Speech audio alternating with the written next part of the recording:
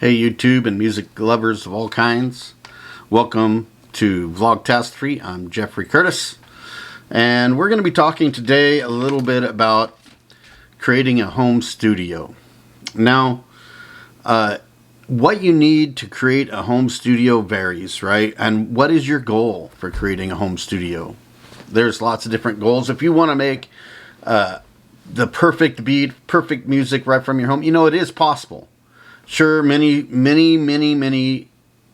producers go ahead and finalize their music at a major studio after they produce at home. But there are some producers out there that finalize their music right at their personal studio and then go from there. You know, and it's possible. You can create beats, great music right from your home. You know, ever wonder what it really takes to create pro level music from your home? Well, that's what we're going to be exploring in this video series. We're going to be looking at what does it take? What kind of gear do you need? You know, first off, you're going to need a great computer, fast, right? With lots of storage space. I'm a Mac lover myself for my studio. I used to be PC, but I went over to Mac. By the way, if you'd like to know how to set up your home studio on like an older 5.1, check out the video link. Alright, so anyway, you're going to need a nice computer. You're going to need a nice sound card, something that will have low latency, low distortion. You're going to need some good software, your DAWs and all that stuff. You're going to need really good monitors, right? You're going to need some mics and some instruments like my guitars back there.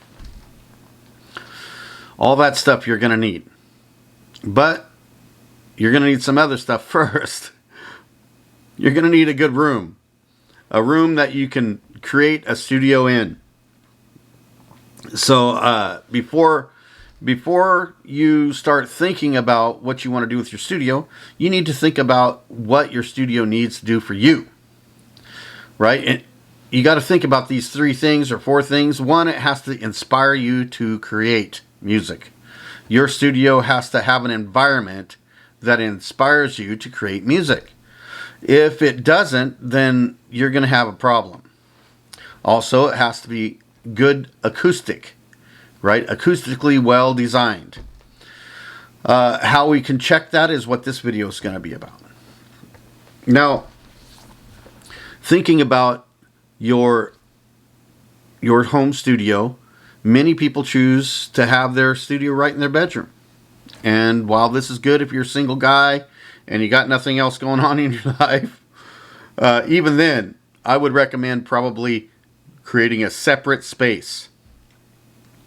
We've seen many producers online from where they just started their studios and went on and created it first big hits in little tiny rooms. Right, and then other people, you know, have these lavish, big, giant studios that they're able to afford. You know, but the end result is pretty much the same. You know, it's what they wanted of their music. Now, if you're writing music for any other reason than for yourself first, you're probably not going to do too well. If you don't love your own music, who else is going to, right? It's important to love your own music because when naysayers come, and they will, or when you get refused from a playlist or whatever, right? If you don't love your music, you might give up. Anyway, let's go on. So if you have a separate space, that way when you come from your studio, you can devote your time to your wife, your children, or whichever it is. And while you're in your separate space, you can devote your time to your music. All right, so it's a good idea, first off, to have a separate space. Well-planned spaces, you know, is it easy for you to access the equipment that you need? Right, so you should plan out your space. That's important as well. Room choice. Room choice is pretty important.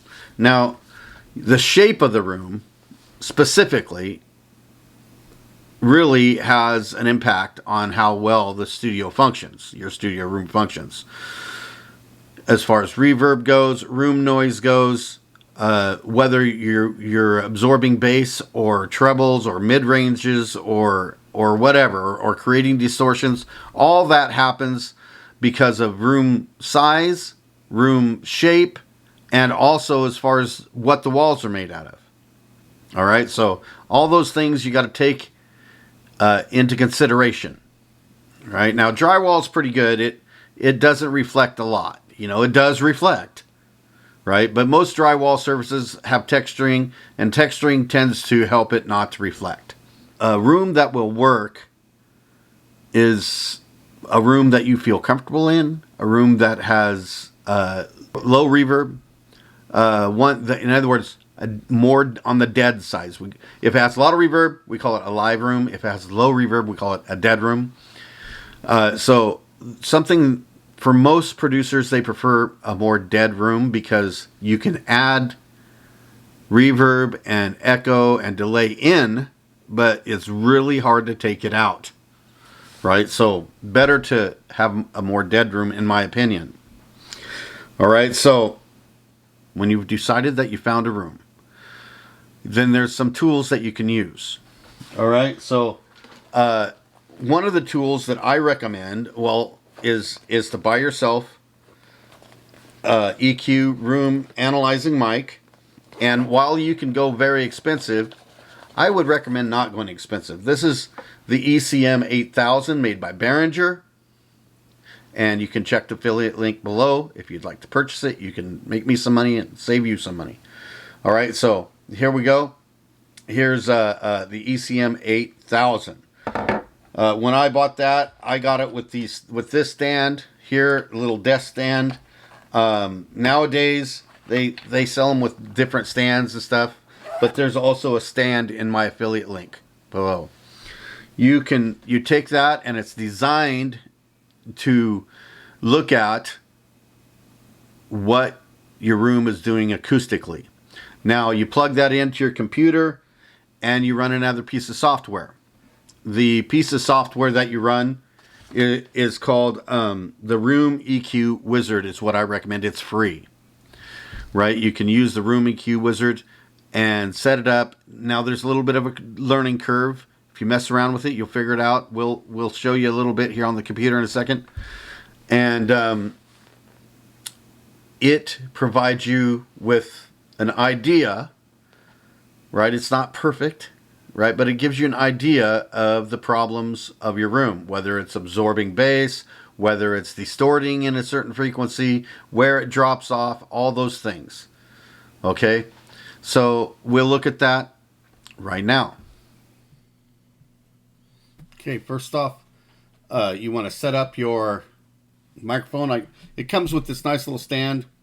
If it doesn't, they're very cheap. Get it plugged in, and then you can download REW software, Room Equalization Wizard. That's the name. Room Equal Wizard. You go to that site, you come on down here, and you set it up right here. Either Windows 64, Windows 32, Mac OS, Linux. You got all this stuff. Right now, I'm using my Windows machine, so that's what I downloaded. And then once you download it, you double click on it and set it up. It'll ask you a couple questions, put your stuff on the board. Then you're going to end up with something like this. Right? You have to first go in and set up what you're going to be using for the mic. Right? So somewhere preferences, is this the right software? Yes, look, preferences. And then here you can see that I have the in coming from my DigiDesign box, Inbox 2, which I still have, which I don't use anymore because it creates all kinds of noise. But I mean, it doesn't normally if I'm using something else, but on this PC machine, for some reason it does. But you can see I have it set up there and I have it selected. I have a buffer of 32K and I have sample rates and default outputs all put in. Now I could put this on a different input there if I wanted to, and a different output there if I wanted to, right? So there, once you got that all set up, you can go back to your thing and press measure.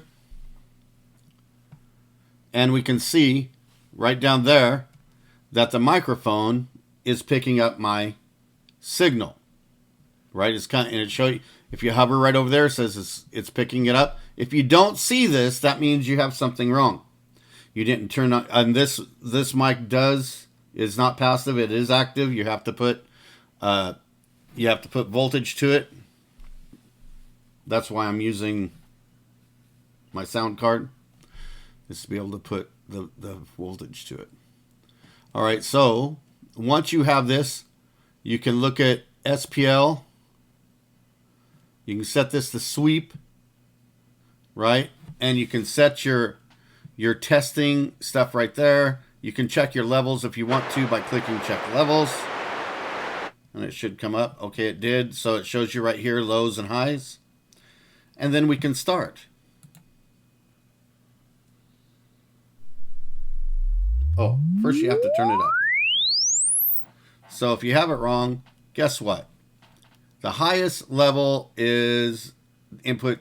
It says it's just too low. It's just too low. Okay, what's the problem? Well, I didn't turn up my speakers. Now, this is why I didn't turn up my speakers. Listen to all that background noise. Now, this isn't on my... This looks terrible. Right? Let's measure it again. Start.